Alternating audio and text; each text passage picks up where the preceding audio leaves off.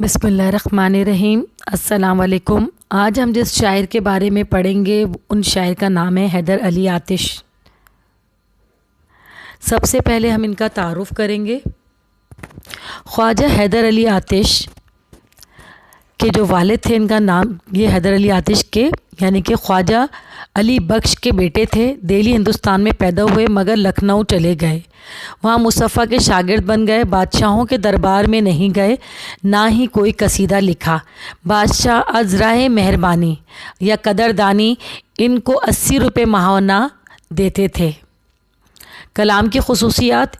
हैदर अली आतिश गज़ल के शायर थे। गज़ल में ही इनाम पैदा किया। आतिश के कलाम में बेसाख्तापन और बर्जास्ता अंदाज़ पाया जाता था। वो साफ़ सुथरी ज़बान इस्तेमाल करते थे। इख़लाक़ी मज़ामीन। ख्वाजा हैदर अली आतिश दरवेश सिफ़त इंसान थे। इनकी शायरी में इश्क आशिकी की शायरी नहीं, अपनी इख़लाक़ी शायरी की ही वजह से वो लखनऊ के नुमाइंदा शायर कहलाए। इनके कलाम में ज़हनी पुख्तगी और तजर्बे का एहसास मिलता है। इन्हें इख़लाक़ी शायरी का बादशाह कहा जाता है। रंगे तसव्वुफ़।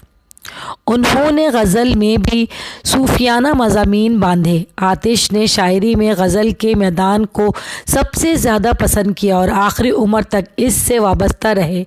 गो तबीयतन तसव्वुफ़ पसंद थे मगर मज़हब में इनका रवैया आज़ादाना था।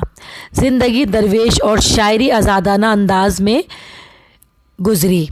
वफ़ात 1857 में इस दरवेश सिफ़त शायर का इंतकाल हुआ। उर्दू शायरी में इनका अपना एक मुक़ाम है। जो मुक़ाम इनका है वो किसी और ने अभी तक हासिल नहीं किया।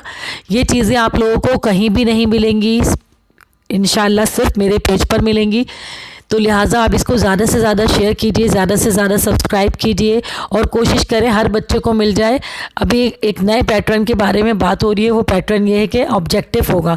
अगर आपने इनको सिर्फ जस्ट सुन भी लिया, आप अगर सुन भी लेंगे तो आप, मेरा पूरा यकीन है कि आप उस ऑब्जेक्टिव को हल कर सकते हैं।